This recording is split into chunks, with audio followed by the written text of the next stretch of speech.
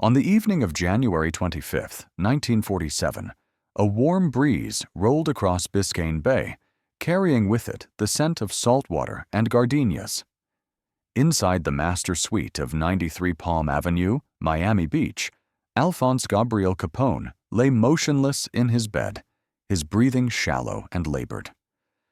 The man who once controlled an empire worth over $200 million in today's currency, the man who made presidents nervous and police commissioners disappear, was dying. Not from bullets, not from betrayal, but from a disease that had been eating him alive for nearly 2 decades. His wife May sat beside him, holding his hand. In the corner of the room, a portrait of their son, Sonny, watched silently. Outside, palm trees swayed in the January warmth. Inside, America's most feared gangster took his final breath at 7:25 p.m. But what remained in that 6,000-square-foot Mediterranean fortress would tell a story far darker than even the newspapers dared to print.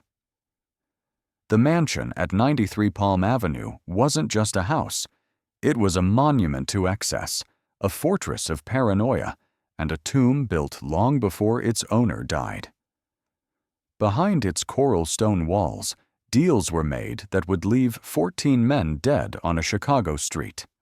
Beneath its manicured gardens, secrets were buried that have never been unearthed.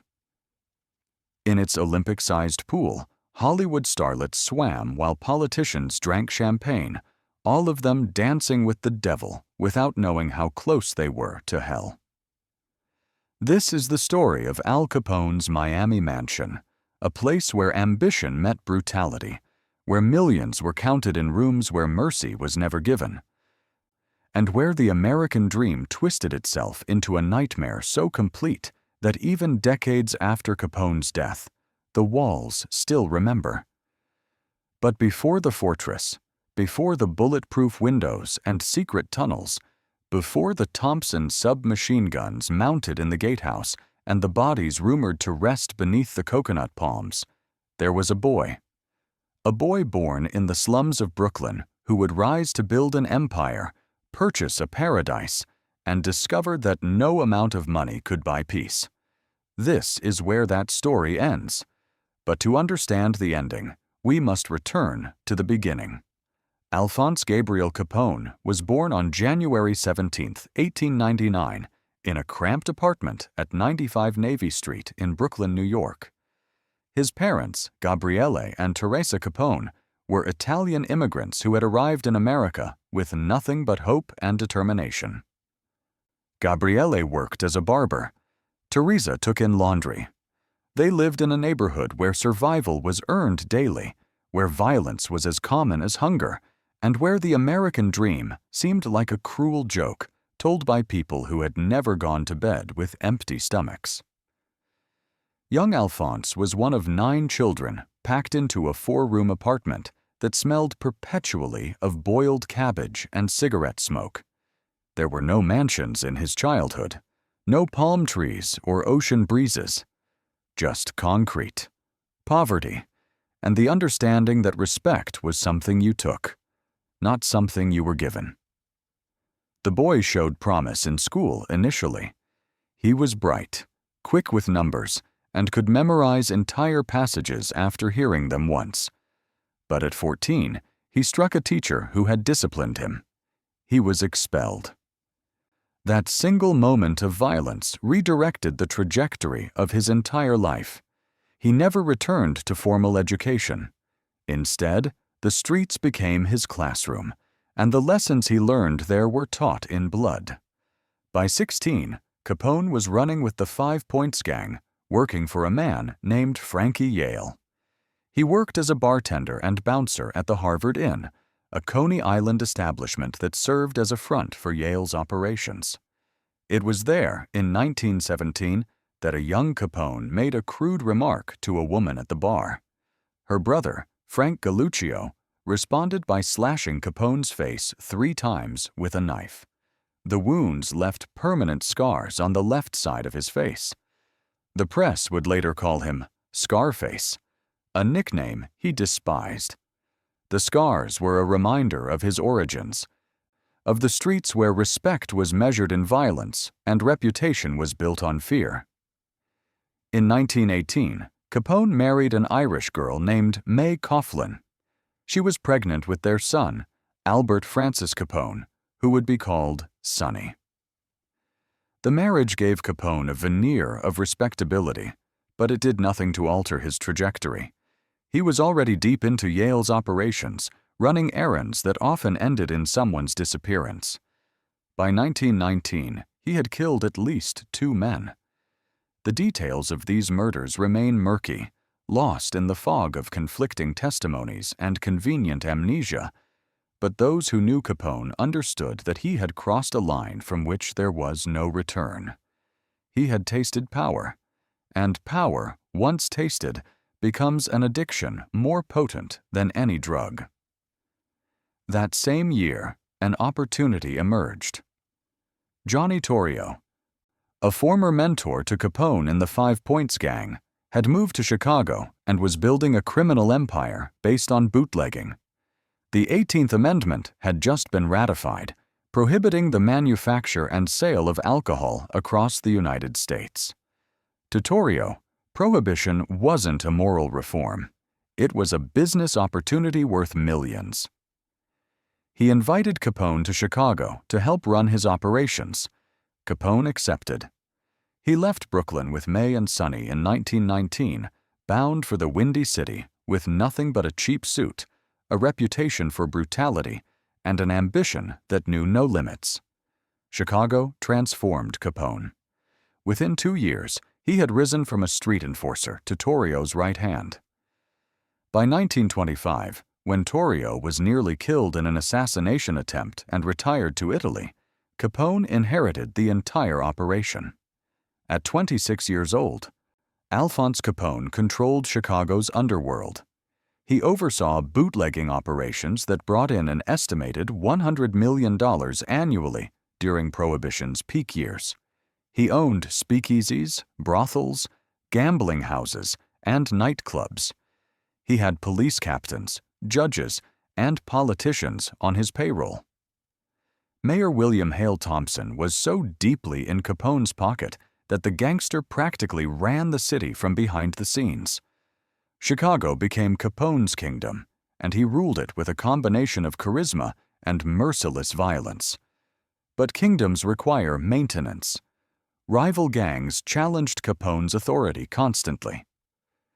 The North Side Gang, led first by Dion O'Banion and later by Bugs Moran, waged a bloody turf war against Capone's organization throughout the 1920s.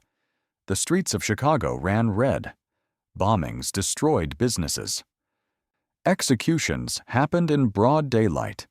The violence was so pervasive that the term Chicago typewriter became slang for the Thompson submachine gun, the weapon of choice for gangland killings. Capone understood that power in Chicago was maintained through fear. Show weakness once, and the vultures would descend. So he showed no weakness. He ordered murders with the casualness of a man ordering breakfast. Bodies piled up in alleys, in car trunks, in the Chicago River. The press called it a war. But to Capone, it was simply business. Yet even as Capone consolidated his empire in Chicago, he recognized a fundamental problem. Illinois was cold. The winters were brutal. The police were increasingly hostile despite their corruption, and federal agents were beginning to pay attention to his operations.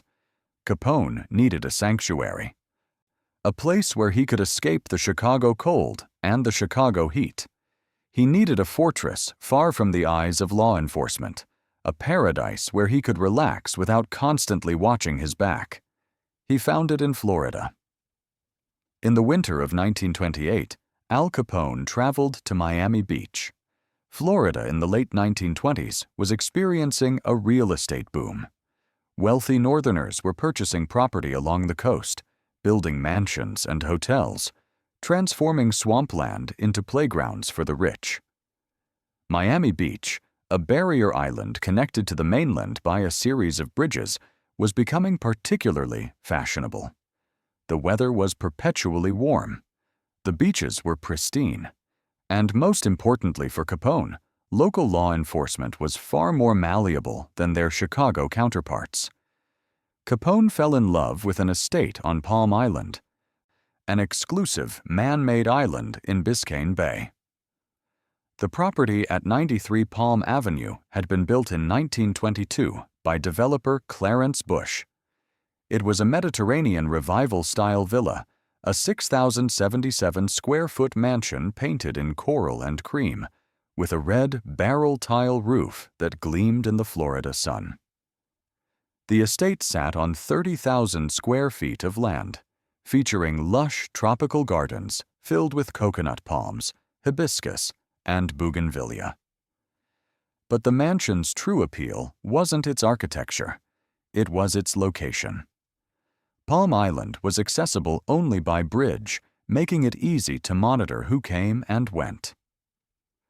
The property had waterfront access to Biscayne Bay, providing a potential escape route by boat if necessary, and the mansion's thick coral stone walls could be reinforced to withstand gunfire. Capone purchased the estate in March 1928 for $40,000. In today's currency, that's approximately $600,000, a bargain for waterfront property in one of Miami's most exclusive neighborhoods. But Capone wasn't interested in a bargain. He was interested in a fortress. The moment the deed was signed, he began transforming the property into a secure compound that could withstand anything short of a military assault. The first modification was the gatehouse. Capone had the original structure demolished and rebuilt with reinforced concrete. He installed iron gates that could be locked from the inside and mounted with electric locks. Inside the gatehouse, he stationed armed guards 24 hours a day. These weren't hired security. They were members of Capone's organization. Men who had proven their loyalty in Chicago's streets. Men who wouldn't hesitate to kill anyone who approached without permission. The guards were equipped with Thompson submachine guns, pistols, and a direct telephone line to the main house. No one entered Palm Island without Capone's approval. The mansion itself underwent even more extensive modifications. Capone hired contractors to reinforce the exterior walls with steel plates hidden behind the stucco. He had bulletproof windows installed in the ground floor rooms, glass so thick it distorted the view but could stop a rifle round. The front door was replaced with a reinforced steel door disguised to look like wood, complete with a peephole and internal deadbolts.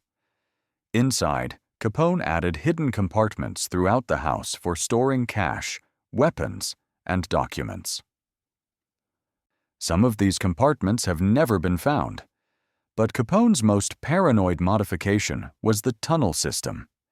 Beneath the mansion's foundation, he had workers excavate a network of tunnels that ran from the house to the waterfront. The primary tunnel emerged in a boathouse on the bay, where Capone kept a speedboat fueled and ready at all times. If federal agents or rival gangsters attacked the mansion, Capone could escape through the tunnels and be in open water within minutes. The tunnels were tall enough for a man to walk upright and were lit with electric bulbs that could be switched off to plunge the passages into complete darkness. Workers who built the tunnels later reported that Capone had them construct multiple false passages and dead ends, ensuring that anyone who entered the tunnels without guidance would become hopelessly lost. Some locals whispered that bodies were buried in those tunnels, rival gangsters and traitors whose bones remain entombed in the limestone beneath Palm Island. There's no evidence to support these claims, but there's no evidence to disprove them either. The mansion's interior reflected Capone's peculiar combination of extravagance and practicality. The ground floor featured a grand living room with 15-foot ceilings, ornate crown molding, and a massive fireplace imported from Italy. Capone filled the room with expensive furniture, leather couches, mahogany tables, Persian rugs that cost more than most Americans earned in a year. Crystal chandeliers hung from the ceilings, casting prismatic light across the room during the day. But despite the luxury, the room served a practical purpose. The furniture was arranged to provide clear sightlines to all entrances. Mirrors were strategically placed to eliminate blind spots. Even in relaxation, Capone remained vigilant. The dining room could seat 20 guests comfortably. Capone hosted elaborate dinners at the mansion, inviting politicians, businessmen, entertainers, and fellow gangsters to share meals that often lasted hours. The kitchen was staffed by professional chefs who prepared Italian feasts, pasta with homemade sauce, veal cutlets, fresh fish caught from Biscayne Bay, pastries filled with ricotta and chocolate. Wine flowed freely, despite prohibition. Capone found it deeply amusing that he made millions selling illegal alcohol while serving the finest Italian wines to judges and police chiefs in his own home. The irony was not lost on him. Upstairs, the mansion contained 5 bedrooms. The master suite occupied the entire east wing, featuring a large bedroom, a private bathroom with a marble bathtub, and a sitting area where Capone would spend hours reviewing financial ledgers and planning operations. The bedroom's windows faced east, providing a view of the sunrise over Biscayne Bay. May decorated the room in soft colors, trying to create a space that felt like home rather than a fortress. Family photographs lined the walls. A crucifix hung above the bed, a remnant of Capone's Catholic upbringing and May's persistent faith. Despite his profession, Capone considered himself a devout Catholic.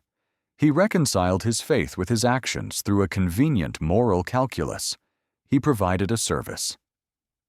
People wanted, protected his family, and gave generously to charity. The murders were regrettable necessities, sins that could be absolved through confession and penance. God would understand. Or so he told himself. During sleepless nights when the ghosts of dead men seemed to crowd the bedroom's corners. The other bedrooms were reserved for family and trusted associates. Sonny had a room decorated with toys and books, though he spent most of his time at boarding schools in the north, shielded from his father's business as much as possible. Capone's mother, Teresa, lived in the mansion for extended periods, cooking in the kitchen and maintaining a veneer of Italian domesticity amid the criminal enterprise. His brothers Ralph and Frank visited frequently, conducting business from the mansion's study while pretending to be on vacation. The house existed in a strange dual reality, simultaneously a family home and a criminal headquarters, a place where a grandmother made sauce while men in the next room planned murders. But the mansion's most iconic feature wasn't inside the house. It was the pool. Capone had an Olympic-sized swimming pool constructed in the backyard at a cost of nearly $50,000, more than he had paid for the entire property. The pool was 80 feet long and 20 feet wide, surrounded by coral stone decking and tropical landscaping. Cabanas were built along one side, providing shade and privacy. At night, underwater lights illuminated the pool in shades of blue and green, creating an otherworldly glow. Capone held legendary parties around that pool, events that blurred the line between high society and underworld gathering. Politicians mingled with gangsters. Hollywood stars swam alongside bootleggers. Jean Harlow, the platinum blonde actress, was photographed at the mansion on multiple occasions, lounging by the pool in a white swimsuit that scandalized conservative newspapers. Capone loved Hollywood types, fascinated by their glamour and their willingness to overlook his criminal status in exchange for excitement and access. He treated actors like royalty, ensuring they had the finest food, the best liquor, and complete discretion. What happened at 93 Palm Avenue stayed at 93 Palm Avenue.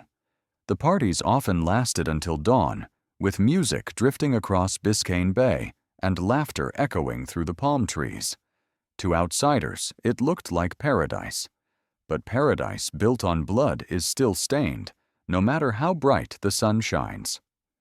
While Capone enjoyed his Miami sanctuary, his Chicago empire continued expanding.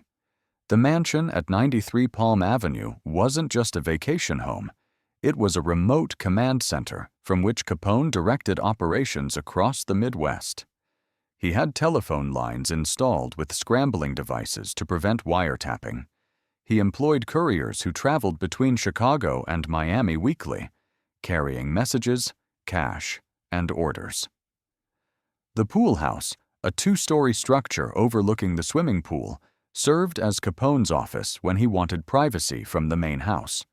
It was there, surrounded by tropical breezes and the sound of water lapping against coral stone, that Capone planned what would become the most infamous gangland massacre in American history. The North Side Gang had been a persistent thorn in Capone's empire. Led by George "Bugs" Moran, they controlled bootlegging operations in Chicago's North Side and repeatedly refused Capone's offers to join his organization or cede territory. There had been assassination attempts on both sides. Capone's friend and advisor Jack McGurn had been targeted by North Side hitmen. In retaliation, Capone's men had killed several North Side members, but the conflict remained stalemated, costing both sides money and manpower. Capone decided to end it permanently. In January 1929, while relaxing at his Miami mansion, Capone received word that Moran and his top lieutenants would be meeting at a garage at 2022 North Clark Street in Chicago on February 14th to receive a shipment of hijacked whiskey. It was the opportunity Capone had been waiting for. He could eliminate Moran and his entire leadership in a single strike. From the pool house in Miami, Capone coordinated the plan with his Chicago lieutenants via telephone. The beauty of being 1,000 miles away was plausible deniability. When the massacre happened, Capone would be in Florida, surrounded by witnesses who could testify that he was nowhere near Chicago. The perfect alibi. On the morning of February 14, 1929, Valentine's Day, 4 men arrived at the garage on North Clark Street. 2 were dressed as police officers. The other 2 wore civilian clothes. Inside the garage, 7 men associated with the North Side Gang were waiting for the whiskey shipment. When the fake police officers entered and ordered the men to line up against the wall, the North Siders complied, assuming it was a routine shakedown. Then the shooting began. The men with Thompson submachine guns opened fire at point-blank range. 70 rounds were fired in approximately 90 seconds. The garage's brick walls amplified the sound, creating a thunderous roar that could be heard blocks away. When the shooting stopped, 7 men lay dead or dying in a pool of blood. The killers calmly walked out, with the fake police officers pretending to arrest the men in civilian clothes, completing the illusion of a police raid. By the time actual police arrived, the killers were gone. Bugs Moran, the primary target, had not been in the garage. He had arrived late, seen the police car outside, and decided to leave. He survived. But his organization was destroyed. News of the St. Valentine's Day massacre spread across the nation within hours. Newspapers ran front-page stories with graphic photographs of the crime scene.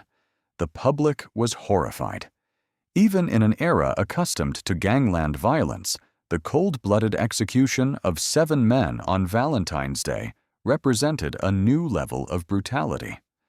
Federal authorities launched a nationwide investigation. Chicago police, despite their corruption, felt genuine pressure to find the killers. And everyone, from newspaper reporters to rival gangsters, knew who had ordered the hit.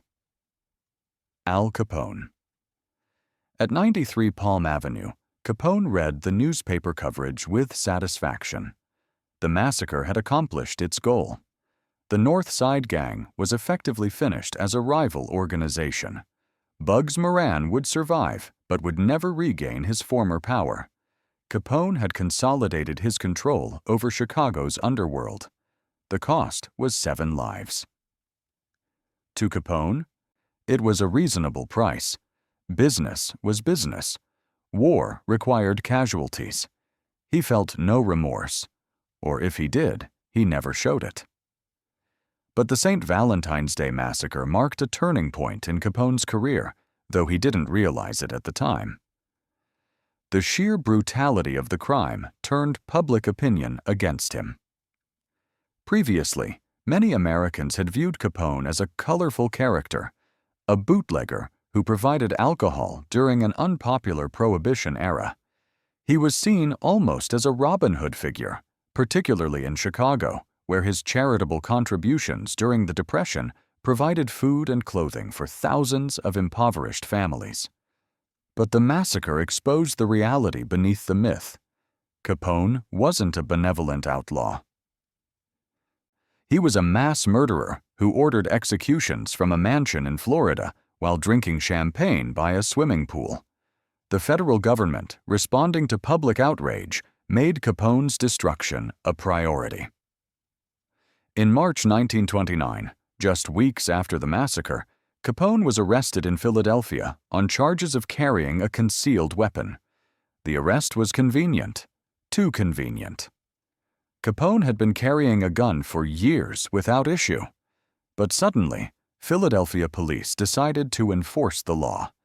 He was sentenced to a year in prison, serving 9 months before his release in March 1930.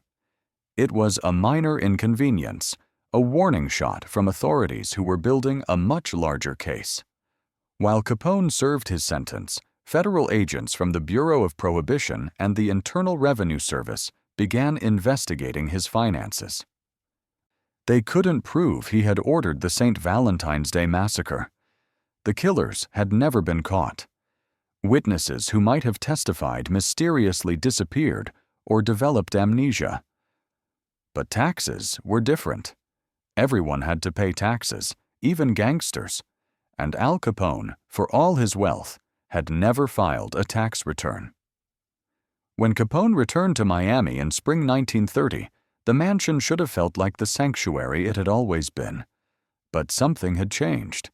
Federal agents were watching the estate now, documenting who came and went, photographing visitors, building a profile of Capone's organization.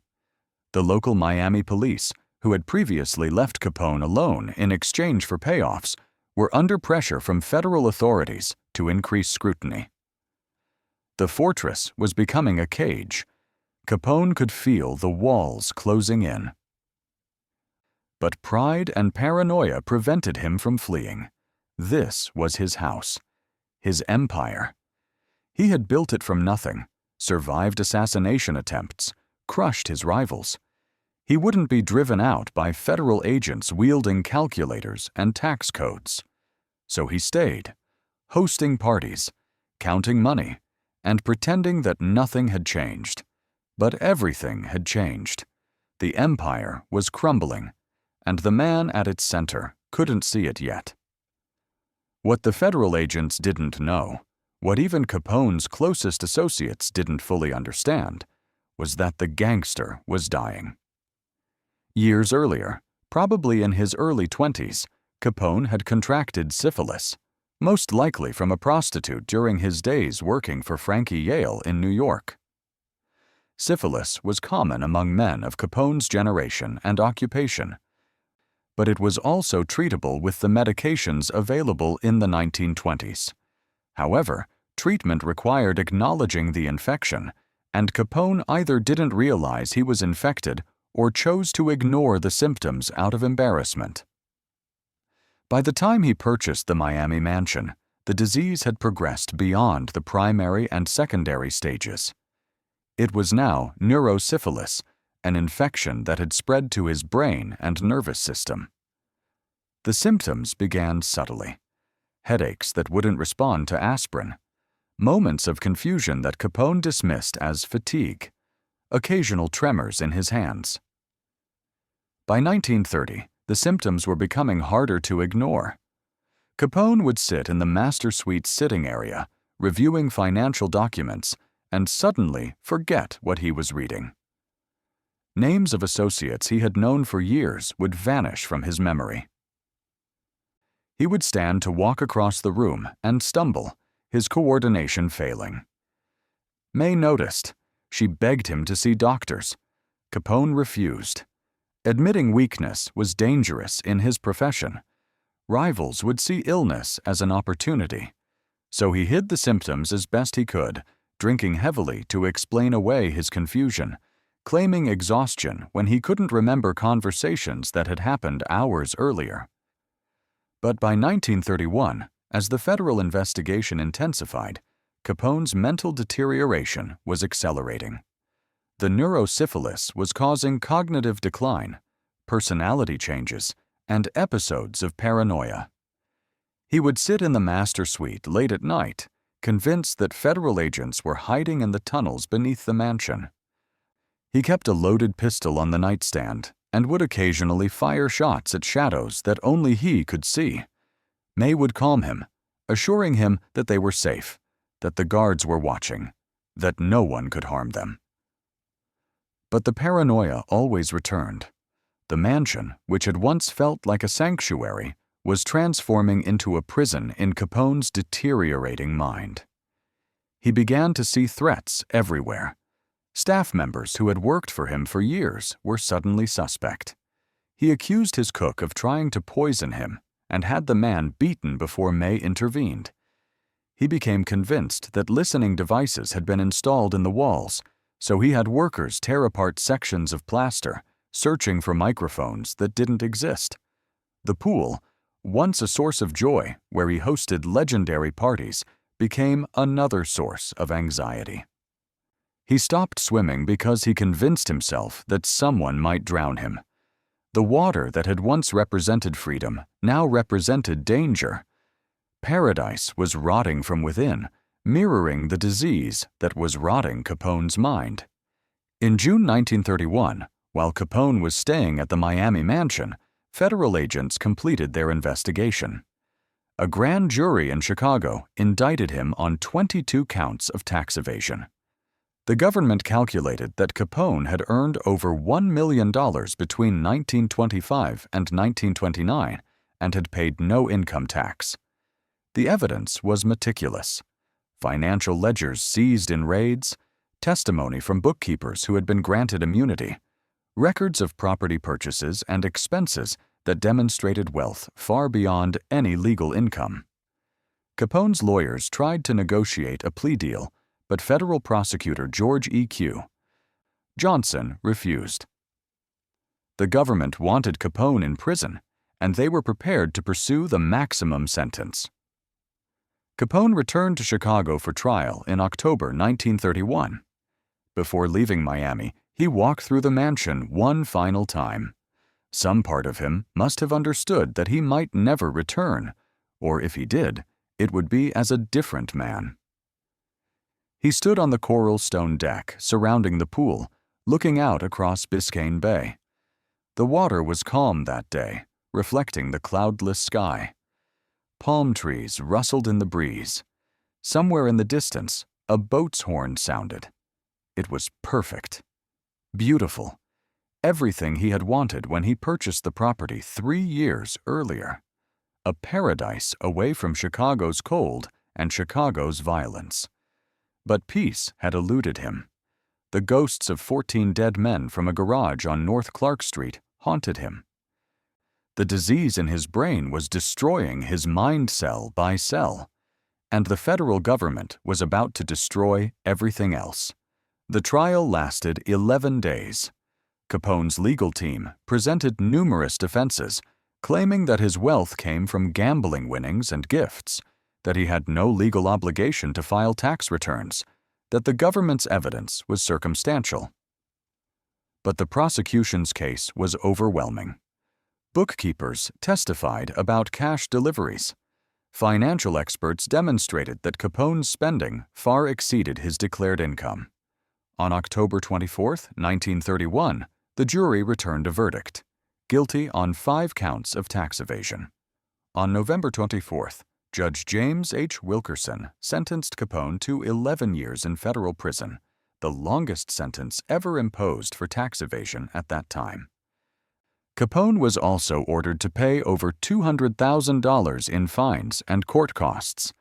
The empire was finished. The king was dethroned. America's most powerful gangster would spend the next decade behind bars.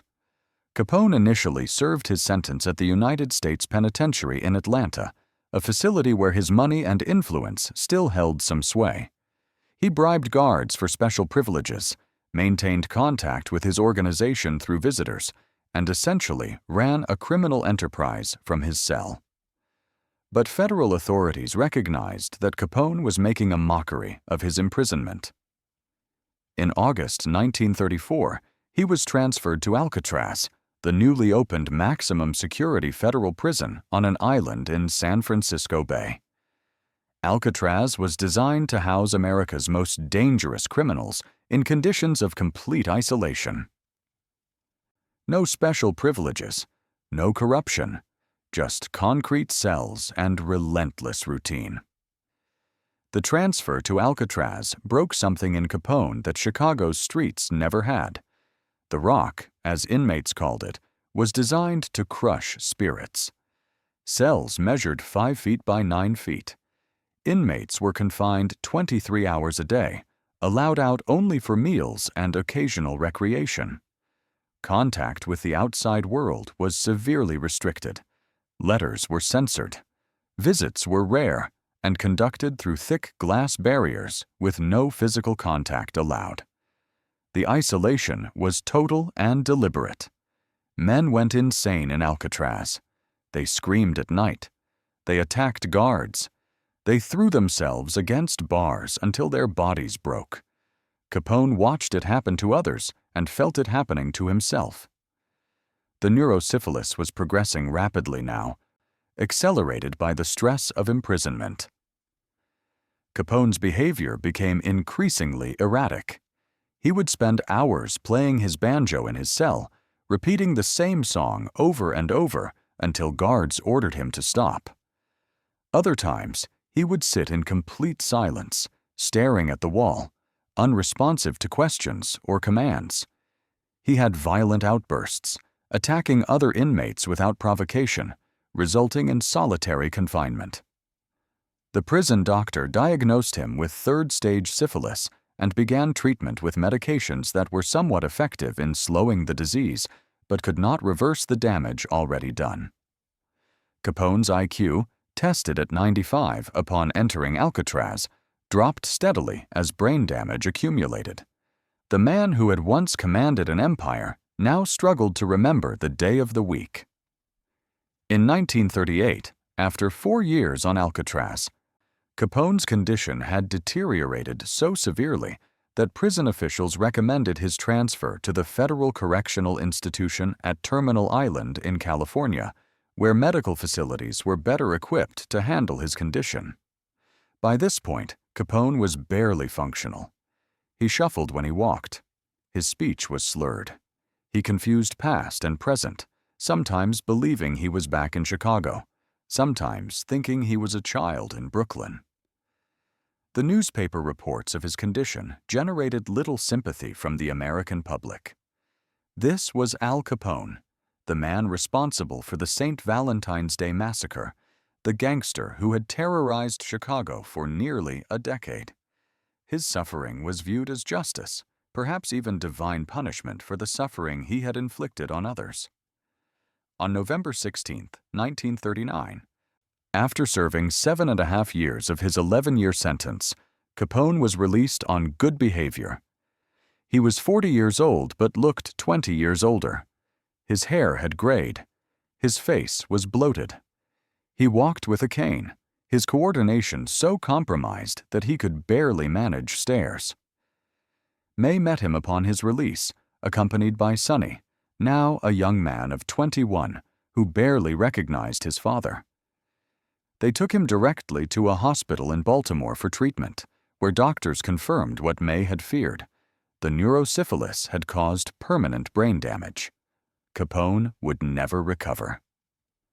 The best they could hope for was to slow further deterioration and keep him comfortable. After several weeks of treatment, May made the decision to take him home. Not to Chicago, where he was still a wanted man by local authorities eager to prosecute him on remaining charges, but to Miami, to 93 Palm Avenue, to the mansion that had once been his paradise. When Capone arrived at the Miami mansion in early 1940, he was a shell of the man who had left 9 years earlier. The gatehouse guards who had once protected a criminal emperor now watched over an invalid.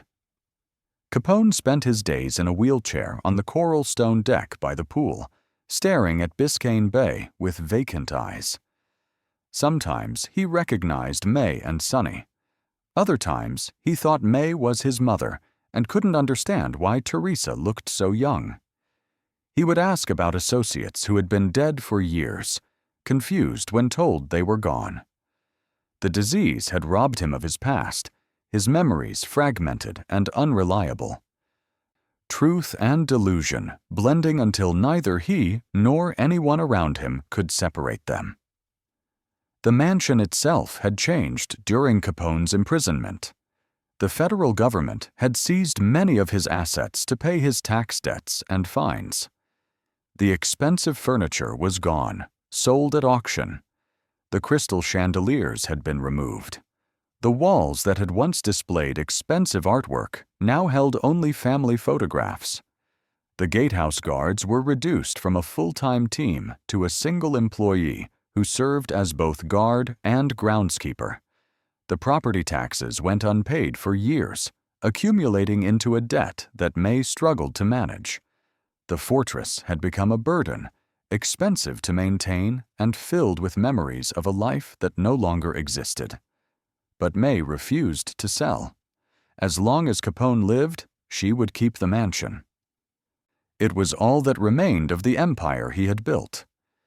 Letting it go would mean admitting that everything had been for nothing. Capone's final years in the mansion were defined by routine and regression. Nurses cared for him around the clock, monitoring his medications and preventing him from harming himself during episodes of confusion.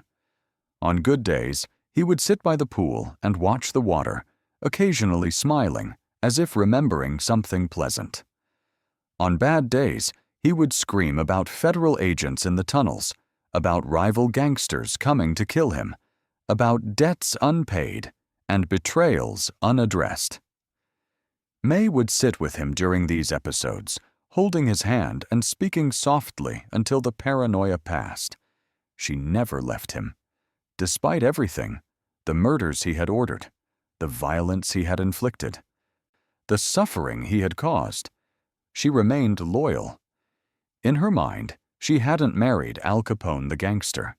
She had married Alphonse, the boy from Brooklyn, the father of her son, the man who had once made her laugh. That man was buried somewhere beneath the disease and the damage. So she stayed.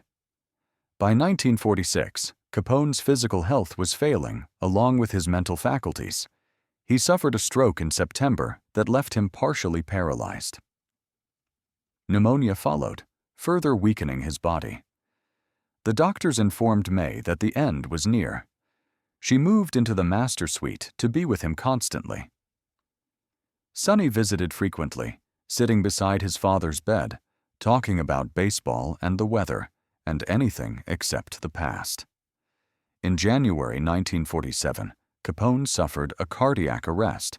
He was rushed to a hospital in Miami, where doctors managed to stabilize him, but the damage was extensive. His heart was failing. His kidneys were shutting down. His brain was so ravaged by neurosyphilis that he was barely conscious. They took him back to the mansion. There was nothing more medicine could do. All that remained was to keep him comfortable and wait. On January 25, 1947, a warm breeze rolled across Biscayne Bay, carrying with it the scent of salt water and gardenias. Inside the master suite of 93 Palm Avenue, Alphonse Gabriel Capone died with his wife holding his hand and a crucifix hanging on the wall above him. He was 48 years old. The cause of death was listed as cardiac arrest following a stroke, but the true cause was the accumulation of a lifetime of violence, disease, and excess. The newspapers ran obituaries that recounted his crimes alongside his death. Some called him a monster. Others called him a product of his time, a man who had taken advantage of Prohibition's opportunities and paid the ultimate price. His funeral was held at Mount Olivet Cemetery in Chicago, attended by family and a few close associates. Thousands of curiosity seekers lined the streets to watch the procession, hoping for a glimpse of the man who had once ruled their city. They saw only a coffin. After Capone's death, May Capone faced an impossible decision. The mansion at 93 Palm Avenue was drowning in debt. Property taxes had accumulated during Capone's imprisonment and illness, reaching tens of thousands of dollars. The estate required constant maintenance that May could no longer afford. The gatehouse needed repairs.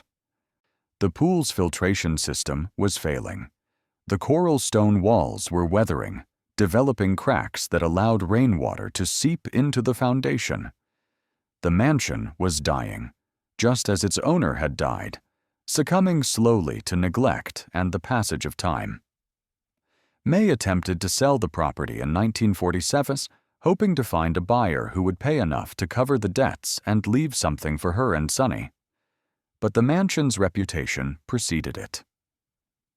Potential buyers were frightened away by the property's association with Capone. Some believed the estate was cursed, tainted by the blood money that had purchased it and the suffering that had occurred within its walls.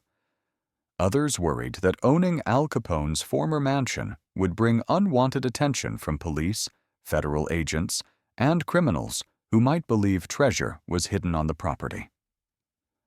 For months, the estate sat on the market without offers. May reduced the price repeatedly, growing increasingly desperate as the debts mounted and the property deteriorated. Finally, in 1952, May sold the mansion for $55,000 to a Cleveland businessman who intended to renovate the property and use it as a winter retreat. It was a fraction of what the estate had cost Capone to purchase and modify. But May had no choice. She took the money, paid off as much debt as possible, and left Miami with Sonny. She never returned to 93 Palm Avenue. For May, the mansion represented 2 decades of suffering disguised as paradise.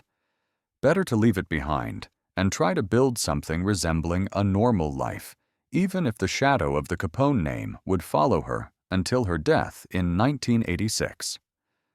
The new owners discovered immediately that owning Capone's mansion was more burden than privilege. Tourists began appearing at the gates, demanding tours of the property. Newspaper reporters requested interviews. Crime historians asked permission to photograph the house for books and documentaries. The attention was relentless and unwelcome. The owners installed taller fences and posted no trespassing signs, but curiosity seekers continued to arrive. Some climbed the fences at night, exploring the grounds and attempting to break into the house. The tunnel system became a particular focus of fascination. Trespassers would search the property for entrances to the tunnels, convinced that Capone had hidden money or weapons somewhere in the underground passages. Several people were injured falling through deteriorated sections of the tunnel system. The owners eventually sealed most of the tunnel entrances with concrete, though rumors persisted that some passages remained accessible. Over the following decades, the mansion changed hands multiple times. Each new owner arrived with plans to renovate and restore, and each eventually sold the property after discovering that its reputation made normal ownership impossible. In the 1960s, the estate was purchased by a developer who subdivided the property, selling off portions of the land for new construction. The original 30,000 square foot lot was reduced to just over 15,000 square feet. The lush tropical gardens that Capone had cultivated were bulldozed to make room for neighboring houses. The gatehouse was demolished. The pool, which had hosted legendary parties and witnessed Capone's final years, was filled in and covered with concrete.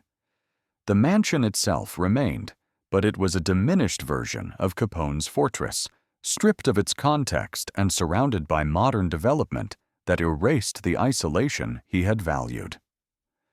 During the 1970s and 1980s, the mansion served various purposes.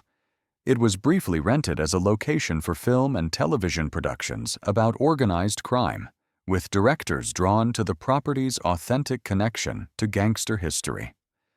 It functioned as a private residence again, though owners complained about the constant stream of tourists and vandals.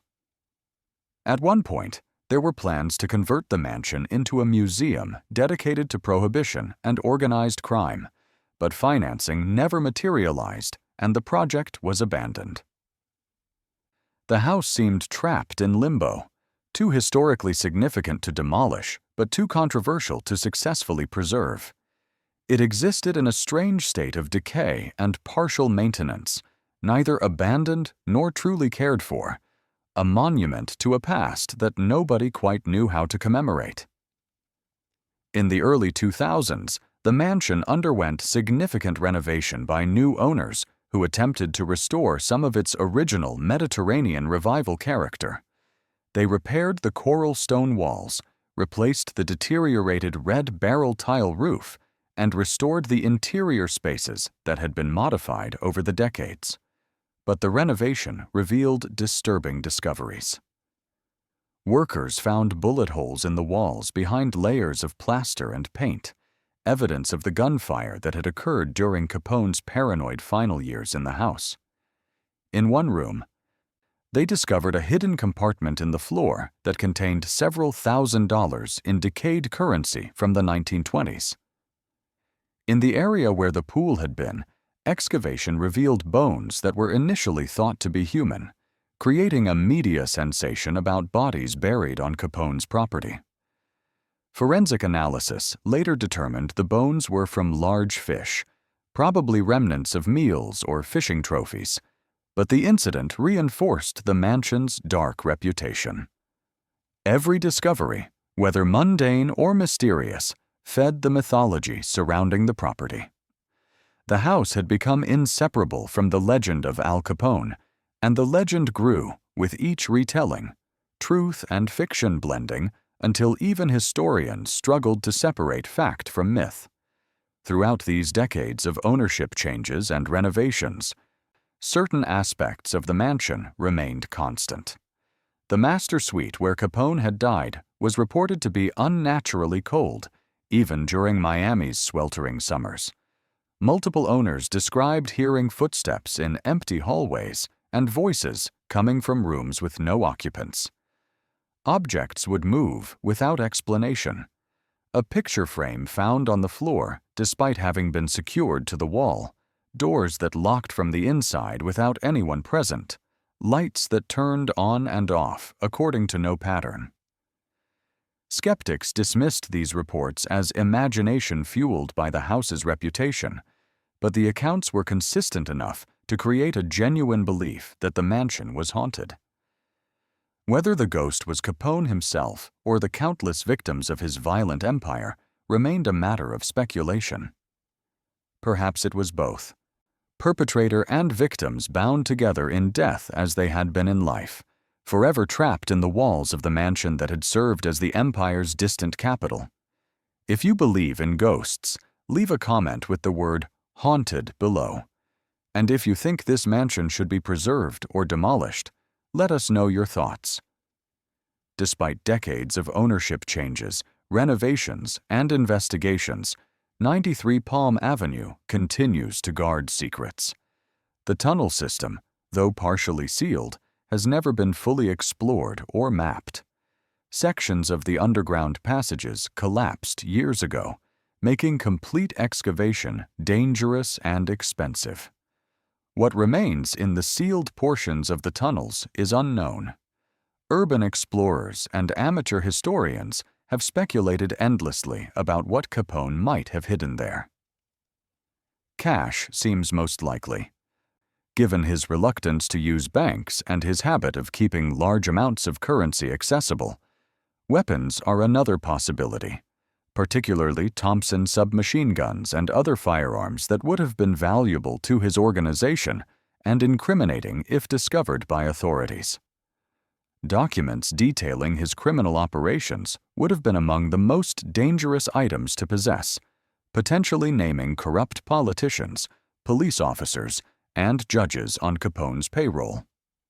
If such documents exist in the tunnels, they would rewrite significant portions of Chicago's political history. The gardens that once surrounded the mansion have yielded their own mysteries over the years. In the 1980s, a landscaper working on the property discovered a rusted pistol buried 18 inches below the surface near where the gatehouse had stood.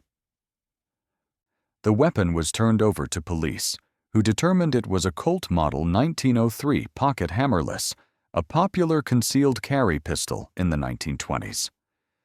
Ballistics testing revealed that the gun had been fired, but without bullets to compare, investigators couldn't determine if it had been used in any known crimes. The discovery sparked renewed speculation about what else might be buried on the property.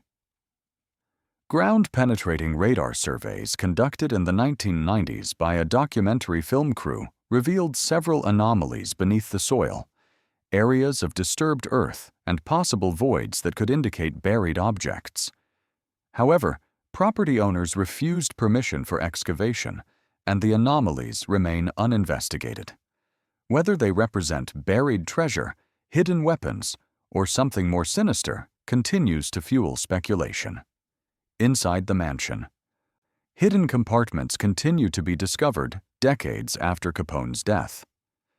During a 2015 renovation, contractors removing a section of wall in what had been Capone's study found a sealed cavity containing a leather-bound ledger. The book was heavily water-damaged and largely illegible, but fragments of visible text included columns of numbers and what appeared to be names or initials.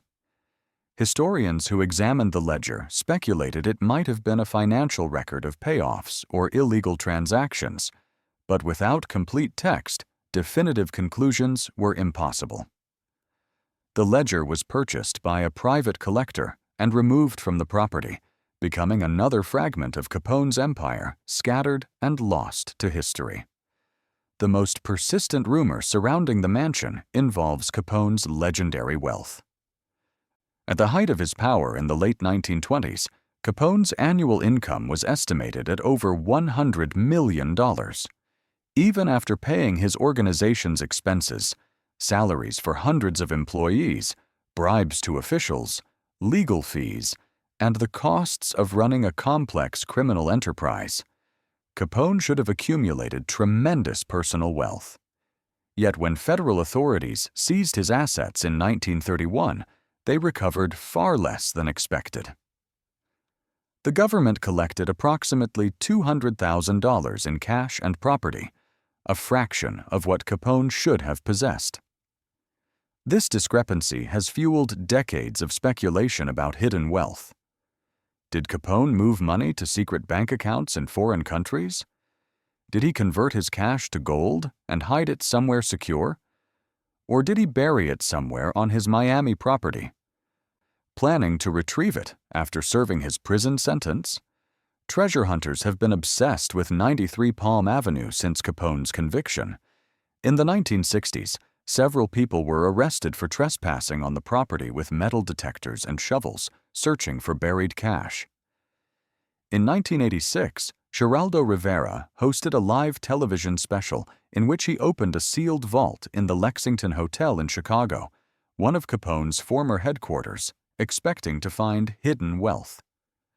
The vault contained only dirt and empty bottles, becoming one of the most infamous disappointments in television history. But the failure to find treasure in Chicago only intensified focus on Miami. If Capone had hidden his wealth, many reasoned, he would have done so at the property where he felt safest, where he could monitor and protect it.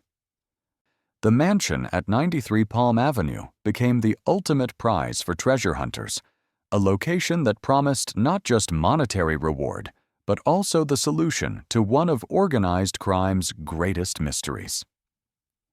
Property owners have consistently denied permission for treasure hunting and major excavations, citing concerns about property damage and liability. But this hasn't stopped speculation or unauthorized attempts. Security cameras installed in the early 2000s regularly capture trespassers scaling the walls at night, searching the grounds with metal detectors and digging equipment. Some are arrested and prosecuted. Others escape before police arrive. Their determination reflects a fundamental human desire to believe that Capone's wealth is still out there somewhere, buried beneath palm trees or sealed behind walls, waiting for someone clever or lucky enough to find it. The reality is likely far more mundane. Most of Capone's wealth was probably spent during his lifetime, consumed by the massive expenses of running a criminal empire, paying lawyers to fight his prosecution, and maintaining his family during his imprisonment. What remained was seized by the government or hidden in places that have been discovered and emptied over the decades. But the myth of Capone's lost fortune persists because myths are more satisfying than reality. Paradise, once lost, can always be found again if you dig deep enough. Or so the dreamers tell themselves while trespassing on private property in the middle of the night. Al Capone's Miami mansion has occupied a unique space in American popular culture for decades, serving as a symbol of both criminal success and ultimate downfall. The property has been featured in numerous films, television shows, books, and documentaries, each adding layers to its mythology. Most of these portrayals prioritize drama over accuracy, transforming the mansion from a simple house into a Gothic monument to excess and violence. The 1987 film The Untouchables, starring Robert De Niro as Capone, includes scenes supposedly set at the Miami estate, though the actual filming locations were elsewhere. The movie depicts Capone lounging by his pool, receiving reports from Chicago while enjoying the Florida sun, oblivious to the federal investigation closing in around him. It's a powerful image of hubris and denial, even if the historical details are questionable. De Niro's performance cemented a particular vision of Capone in popular imagination: violent, paranoid, and ultimately pathetic as disease destroyed his mind. The mansion became inseparable from this image, a luxurious cage where America's most powerful gangster waited for his inevitable destruction. Television documentaries have returned repeatedly to 93 Palm Avenue, using it as a visual focal point for Capone's story. Producers love the mansion because it provides concrete evidence of Capone's wealth and power. You can film the walls he built, walk the grounds he walked, and stand in the room where he died. These documentaries often emphasize the mansion's more sensational aspects: the tunnels where bodies might be buried, the bulletproof windows installed during paranoid late-night episodes, the pool where Hollywood stars swam while politicians plotted. Historical nuance is sacrificed for narrative momentum. The mansion becomes a character in itself, a malevolent presence that corrupted everyone who lived within its walls. Books about Capone invariably dedicate chapters to the Miami property, recognizing its significance as both sanctuary and prison. Serious biographies use the mansion to explore the contradictions in Capone's character. A family man who murdered rivals without hesitation, a Catholic who attended Mass while ordering executions, a man who craved respectability while earning millions through illegal activities. The mansion represents this duality, a beautiful Mediterranean villa that housed a criminal empire, a home where love and violence coexisted, separated only by walls and closed doors. More sensational books focus on the mysteries. What's buried in the gardens? What treasures remain in the sealed tunnels? Did Capone confess any secrets during his final confused years? These questions have no definitive answers, which makes them perfect material for speculation and melodrama.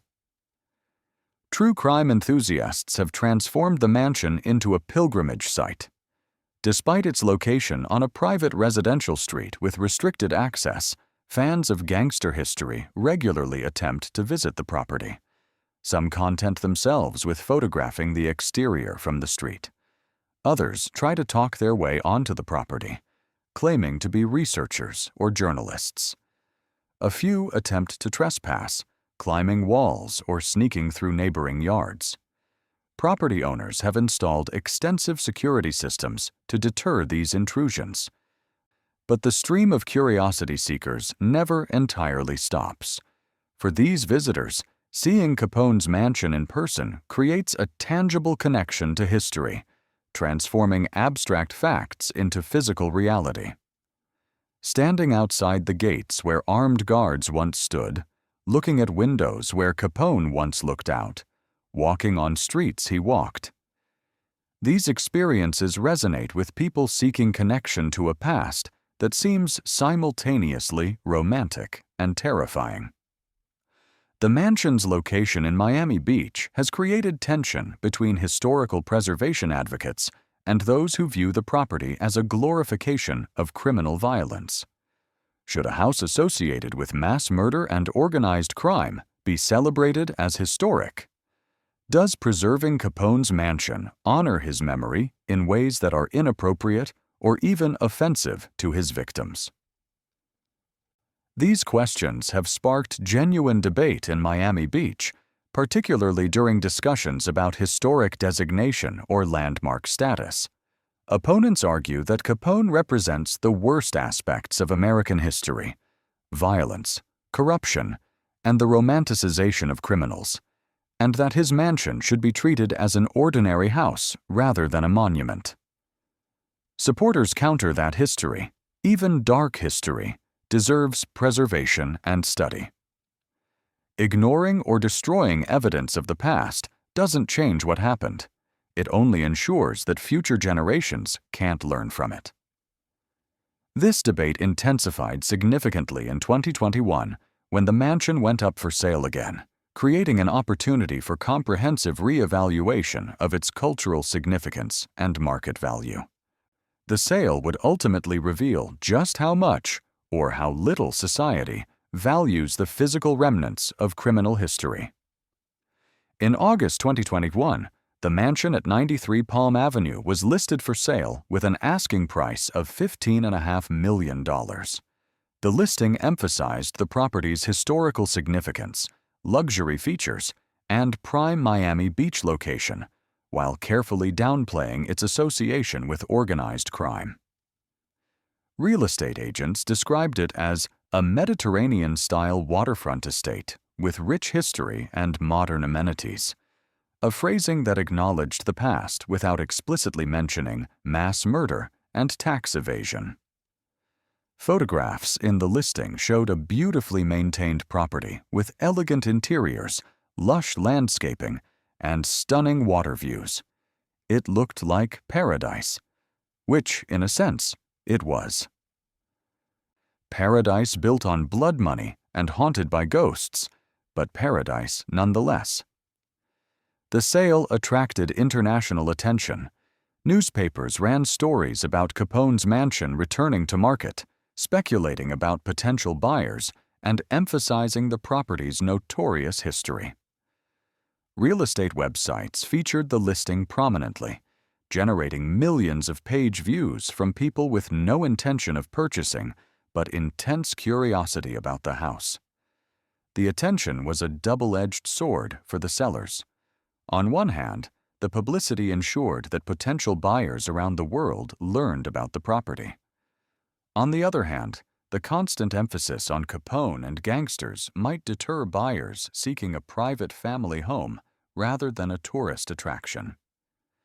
The listing walked a careful line, acknowledging the history that made the property unique while trying to present it as a luxury residence first and a historic site second. Potential buyers faced unique considerations when evaluating the property. The mansion's association with Capone added intangible value for some and significant deterrent for others. A buyer interested in history might pay a premium for the privilege of owning a piece of American criminal folklore. But a buyer seeking privacy would recognize that owning Capone's mansion meant accepting constant attention from tourists, journalists, and true crime enthusiasts. The property taxes were substantial, reflecting Miami Beach's expensive real estate market. Maintenance costs were high, particularly for a house with unique features like tunnel systems requiring periodic inspections to prevent collapses.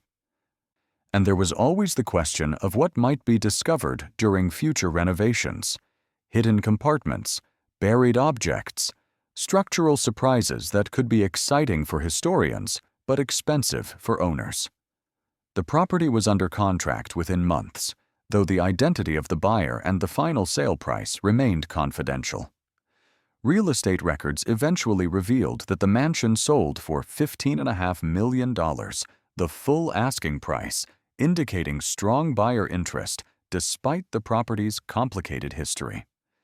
The new owner was reported to be a private investor with no public connections to organized crime history or true crime fandom, suggesting the purchase was motivated primarily by real estate value rather than historical significance. This was perhaps inevitable. At $15.5 million, the mansion had entered a price range accessible only to the wealthy, and wealthy buyers are rarely motivated by sentimentality or historical curiosity. They purchase property as investment, status symbol, or luxury residence. The fact that Al Capone once lived there might be an interesting detail to mention at dinner parties, but it was unlikely to be the primary factor in a transaction involving millions of dollars. The sale marked another chapter in the mansion's long journey from criminal headquarters to luxury real estate. With each transaction, the property moves further from its origins, the Capone connection fading from immediate relevance to historical footnote. New owners renovate and modernize, removing original features and adding contemporary amenities that make the house more comfortable but less authentic. Eventually, perhaps within a generation or two, 93 Palm Avenue will become simply another expensive mansion in Miami Beach. The tourists will stop coming. The documentaries will focus on other properties. The treasure hunters will search elsewhere. And the mansion will achieve what Al Capone never could: peace, quiet, and respite from constant scrutiny. Whether this erasure of history is progress or loss remains an open question. In all the mythology surrounding Al Capone's Miami mansion, certain people are consistently forgotten. The workers who built the house in 1922 remain anonymous, their names lost to history despite their creation of a structure that has survived for over a century. The groundskeepers who maintained the gardens during Capone's ownership are similarly erased, remembered only in occasional anecdotes about witnessing suspicious activities or being dismissed after offending the volatile gangster. The cooks, cleaners, drivers, and guards who staffed the mansion during its years as a criminal headquarters left no memoirs, gave no interviews, and disappeared into the margins of history. Their silence was likely purchased through a combination of loyalty, fear, and money. But it also reflects a broader tendency in how we tell stories about powerful people. We remember the kings and forget the servants, celebrate the architects and ignore the laborers, mythologize the criminals while erasing the victims. The construction of the mansion's modifications during Capone's ownership involved dozens of workers. Contractors reinforced walls with steel plates. Electricians installed bulletproof windows. Excavation crews dug the tunnel system, working in dangerous conditions beneath the Florida water table where cave-ins could trap or kill them at any moment. Some of these workers undoubtedly realized they were building a fortress for a criminal. Others may have believed they were simply doing construction work for a wealthy businessman. Either way, they were complicit, willingly or not, in creating the infrastructure that allowed Capone to operate with impunity while living in paradise. Their labor enabled the St. Valentine's Day Massacre as surely as if they had pulled the triggers themselves. But moral responsibility becomes complicated when survival is at stake. If a contractor refuses work from Al Capone, does he risk violence against himself or his family? If a laborer speaks to police about the suspicious tunnels he's building, does he sign his own death warrant? These questions have no easy answers, which is why the workers remain forgotten. Examining their role would require confronting uncomfortable truths about complicity and collaboration, about how empires are built not by one man, but by thousands of people making small compromises that accumulate into something monstrous. The victims of Capone's organization are similarly marginalized in the mansion's mythology. The 14 men killed in the St. Valentine's Day Massacre are remembered as statistics, their names occasionally listed in historical accounts, but their individual stories largely unknown. They were fathers, brothers, sons. They had ambitions and failures, loved ones and enemies. They made choices that led them to a garage on North Clark Street on February 14, 1929, where they were murdered on orders issued from a pool house in Miami. The mansion is inseparable from their deaths, yet they are never truly present in its story. We focus on Capone, the perpetrator, because his story is more dramatic and complete. The victims are fragments, incomplete narratives that end abruptly in violence. Including them in the mansion's story would require acknowledging that paradise purchased with blood is built on a foundation of human suffering, that every luxury Capone enjoyed was enabled by someone else's death. There are other ghosts haunting 93 Palm Avenue, people whose stories intersect with the mansion briefly before vanishing. The bookkeepers who testified against Capone during his tax evasion trial provided the evidence that destroyed his empire, yet they lived in constant fear of retribution. Several entered witness protection programs, adopting new identities and spending the rest of their lives looking over their shoulders. Did any of them ever visit Miami Beach, driving past the mansion that represented everything they had helped to destroy? The federal agents who investigated Capone spent years building their case, often working against local police departments corrupted by Capone's money. Some of these agents became obsessed with their target, allowing the investigation to consume their personal lives and destroy their relationships. They succeeded in imprisoning Capone, but the victory came at enormous personal cost. And for what?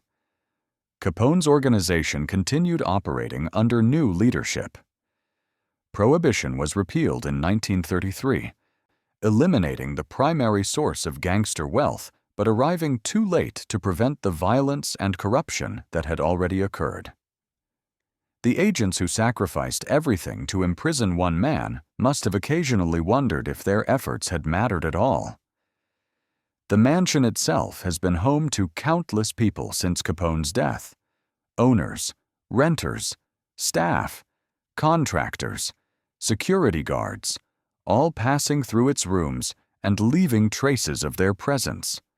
Some have reported feeling uncomfortable in the house, sensing a heaviness or darkness that they couldn't quite explain. Others have experienced nothing unusual, living normal lives in a house that happens to have an extraordinary past. These experiences rarely make it into the mansion's mythology because they're too ordinary, too human. We prefer our ghost stories to be dramatic and our histories to be clear. But real life is messy and ambiguous, filled with people who are neither entirely good nor entirely evil, living in houses that are neither entirely normal nor entirely haunted. The mansion at 93 Palm Avenue exists in this ambiguous space, simultaneously a luxury estate and a monument to violence, a home and a museum, a property worth $15 million, and a reminder of everything money can't buy. Share this video if you believe these hidden stories deserve to be remembered, not just the famous names. Among the most enduring legends surrounding 93 Palm Avenue are the rooms that supposedly remain undiscovered within the mansion's walls.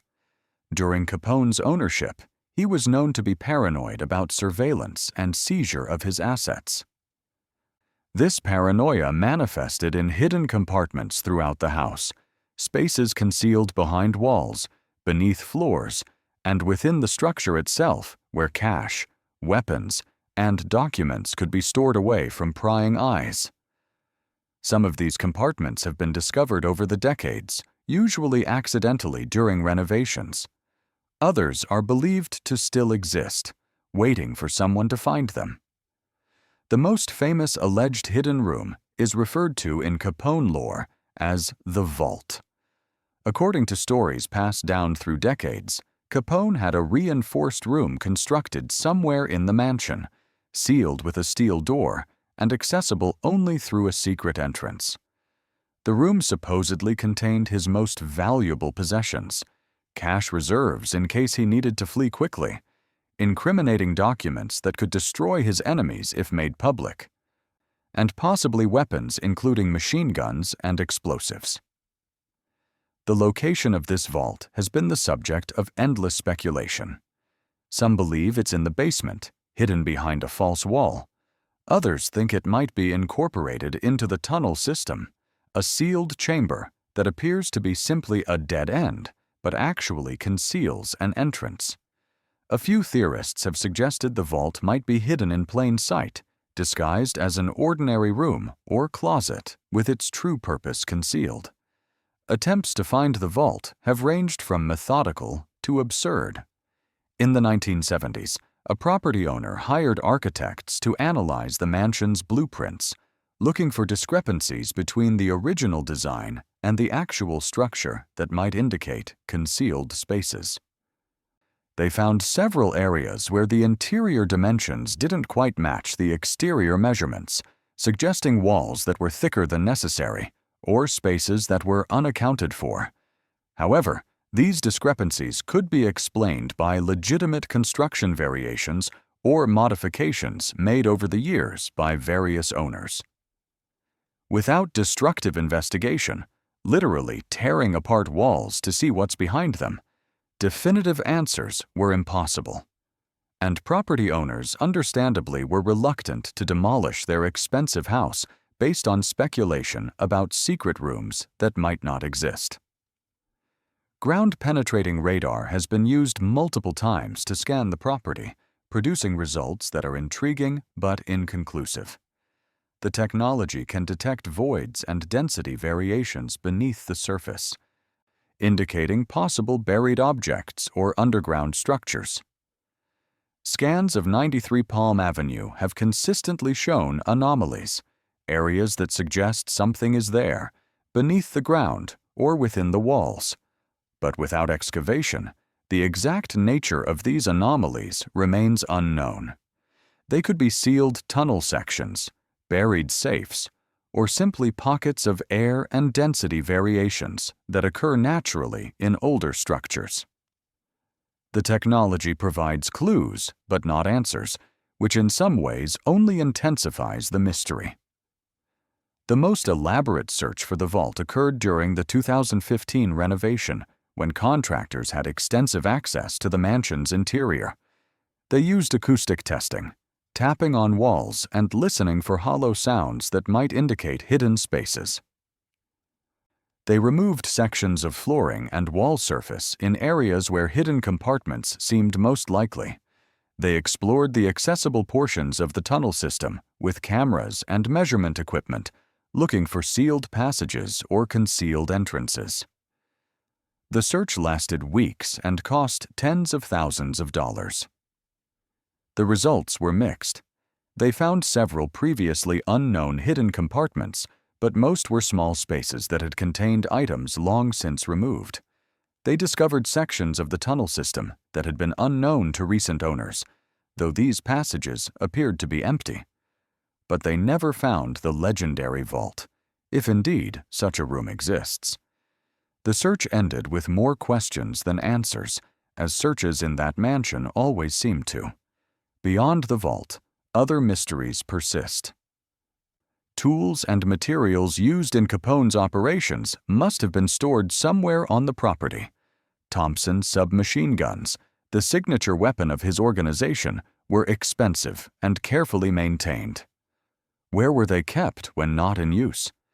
Ammunition for dozens of weapons would have required secure storage. Did Capone have an armory hidden somewhere in the mansion? Similarly, the cash that flowed through his organization in massive quantities must have been stored at 93 Palm Avenue during his stays. He couldn't keep millions of dollars in a bank without alerting authorities, so he needed a secure location on the property. Where? The master suite seems too obvious. The tunnels too vulnerable to flooding and moisture damage. Somewhere else, then. But where? The most disturbing mystery involves the bodies. For decades, rumors have circulated that people who crossed Capone were buried on the property, their remains hidden beneath the gardens or sealed within the tunnel system. These rumors are difficult to dismiss entirely. Capone was responsible for numerous murders, and disposing of bodies was an ongoing challenge for his organization. Chicago offered many options: the river, abandoned buildings, remote areas outside the city. But what about murders committed in Miami, or deaths that occurred at 93 Palm Avenue? The property offered privacy and control. Gardens could be excavated at night and refilled before dawn. Tunnel collapses could be staged to bury bodies beneath tons of limestone. If Capone wanted to dispose of someone permanently, his own property would be the safest location. The few ground-penetrating radar scans that have been conducted show areas of disturbed earth in the garden spaces, though these could be explained by landscaping activities over the decades. Without permission to excavate, which property owners have consistently refused to grant, the truth remains buried, literally or figuratively. Do you think treasures are still hidden at 93 Palm Avenue? Drop a comment with "buried" if you believe something is still waiting to be found. As of 2025, nearly 80 years after Al Capone's death, the mansion at 93 Palm Avenue exists in a state of strange duality. It is simultaneously a private luxury residence and a historic site, an expensive piece of real estate and a monument to organized crime, a home where people live normal lives and a destination for dark tourism. This duality creates constant tension between the desire to honor history and the need to respect current owners' privacy and property rights. Miami Beach has never formally designated the property as a historic landmark, partly because such designation would require acknowledging the nature of its history. Historic preservation is typically reserved for places associated with positive cultural achievements, architectural innovation, contributions to arts or science, sites where important progressive events occurred. Does a gangster's mansion qualify? The question exposes uncomfortable contradictions in how society values history. We claim to want preservation of all significant sites, regardless of their association, but in practice, we're selective. We preserve the homes of presidents, but not serial killers, the birthplaces of inventors, but not dictators. The mansion at 93 Palm Avenue falls into this ambiguous category, unquestionably significant to American history, but associated with violence and criminality that society prefers not to celebrate. The property's treatment in contemporary Miami Beach reflects this ambiguity. There are no historical markers or plaques identifying it as Capone's former home. Google Maps labels it simply as a residential address without additional context. Tour companies that operate in Miami Beach mention the mansion's existence and history, but cannot bring tours to the property due to its private residential status. This creates a curious situation where one of Miami Beach's most historically significant properties is simultaneously one of its least accessible and least acknowledged. The city benefits from Capone's association. Tourists come to Miami Beach partly because of its colorful history, including gangster-era stories. But the city also maintains distance, refusing to officially embrace a heritage built on illegal activity. Property owners since 2021 have continued the pattern established by previous owners: minimal public engagement with the mansion's history, extensive security to prevent trespassing, and renovations that modernize the property while eliminating historic features. The pool has been rebuilt multiple times, each reconstruction moving further from Capone's original Olympic-sized design. Interior walls have been moved to create more open floor plans popular in contemporary design. Original fixtures and details have been replaced with modern equivalents. The tunnel system remains sealed, though recent owners have reinforced the seals after concerns about structural stability. With each modification, the mansion becomes less authentically Capone's house and more simply an expensive Miami Beach residence that happens to have a notorious past. This transformation is probably inevitable and perhaps even appropriate. Houses are meant to be lived in, modified to suit their owners' needs, updated as technology and taste change. Preserving the mansion exactly as it was during Capone's ownership would require treating it as a museum rather than a home, freezing it in time at the moment of his death. That might serve historical interests, but it would also be morbid and impractical. Should the master suite remain exactly as it was when Capone died there? Should the renovations be undone to restore bulletproof windows and reinforced walls? Should the tunnels be reopened for tours?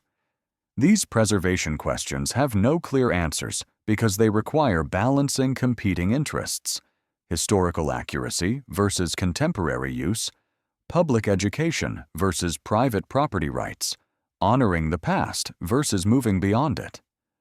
The mansion's ultimate fate will likely be determined by economics rather than history. As Miami Beach real estate values continue rising, the property becomes increasingly valuable as a buildable lot rather than as a historic structure.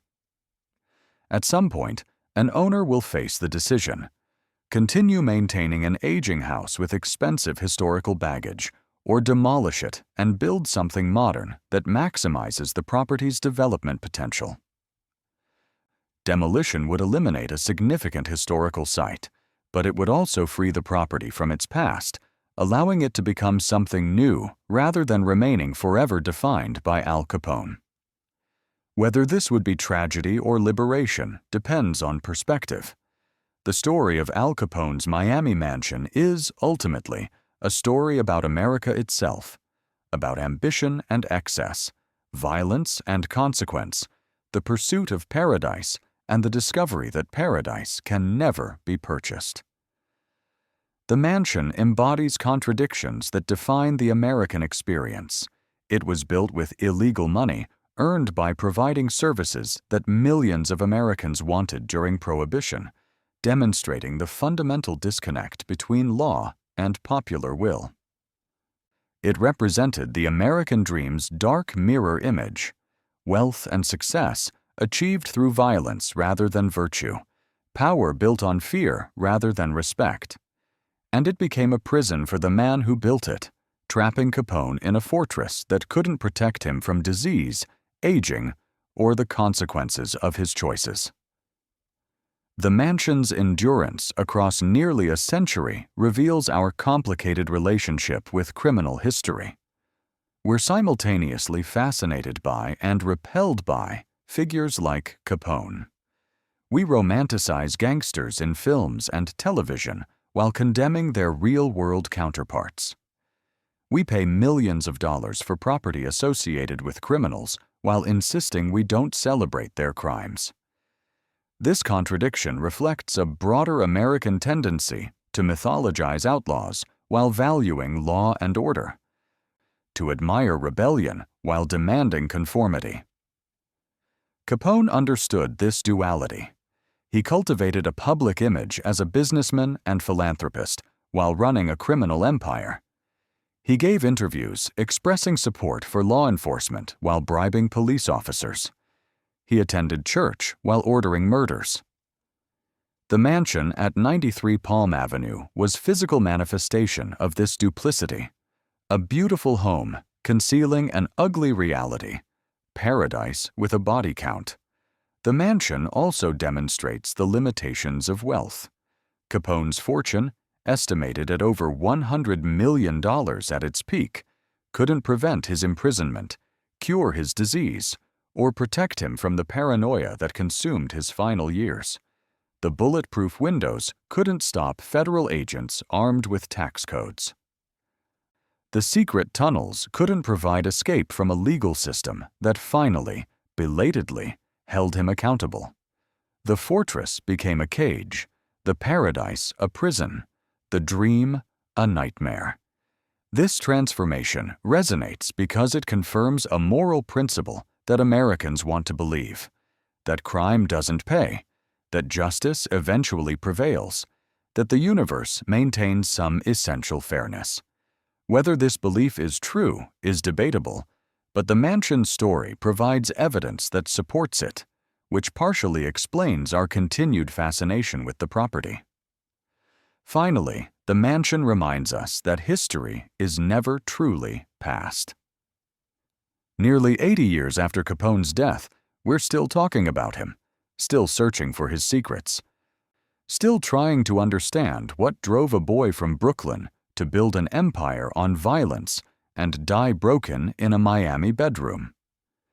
The mansion preserves this history physically, its walls and foundations outlasting the man who built them. As long as the house stands, Capone's story remains present, accessible, relevant. And when the mansion is finally demolished, as it probably will be eventually, Capone's story will continue in photographs, documents, memories, and myths. The physical structure is temporary, but the history it represents is permanent. On warm evenings in Miami Beach, when the breeze carries the scent of salt water and gardenias across Biscayne Bay, the mansion at 93 Palm Avenue sits quietly in the gathering darkness. Current owners go about their lives inside its walls, watching television, preparing meals, sleeping in bedrooms that once held bulletproof windows and hidden compartments. The property is worth $15 million now, a luxury estate in one of America's most expensive cities. The gardens are professionally maintained. The security system is state-of-the-art. The coral stone walls gleam in the Florida sun. But beneath the contemporary surface, the past persists. The tunnels are sealed but not gone, waiting in the darkness beneath the foundation. The hidden compartments discovered and undiscovered remain, empty or full, depending on what you believe. The ghosts, if you believe in ghosts, drift through rooms where murder was planned and madness consumed a mind. The mansion remembers, even if its current residents don't. It remembers the sound of Thompson submachine guns being loaded in the gatehouse. It remembers champagne flowing by the pool while politicians and gangsters danced. It remembers Capone's final years, shuffling through hallways in confusion, paranoid about threats that existed only in his diseased mind. It remembers his death in the master suite, while palm trees swayed outside and the bay reflected moonlight. The mansion at 93 Palm Avenue is not just a house. It never was. It is a monument to the American dream's dark side, a reminder that fortunes built on blood will always be stained, that peace purchased through violence is no peace at all, and that paradise, no matter how carefully constructed, can never truly exist for those who bring hell with them wherever they go. Al Capone built his fortress in Miami to escape Chicago's cold and Chicago's consequences, but in the end, he couldn't escape himself.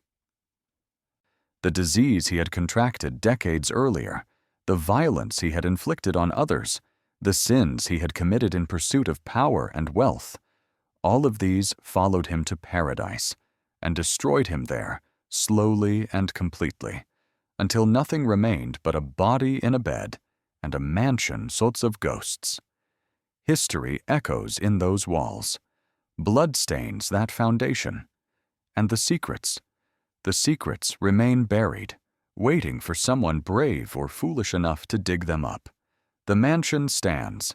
The story continues. And somewhere beneath the gardens, beneath the sealed tunnels, beneath the weight of decades and renovations and new ownership, Al Capone's Miami remains, frozen in coral stone and memory, a paradise lost and never regained. If this story made you think differently about wealth, power, and the price of ambition, hit the like button and share this with someone who needs to hear it. And tell us in the comments, do you think the mansion should be preserved as a historic site or demolished to make way for something new? Your perspective matters.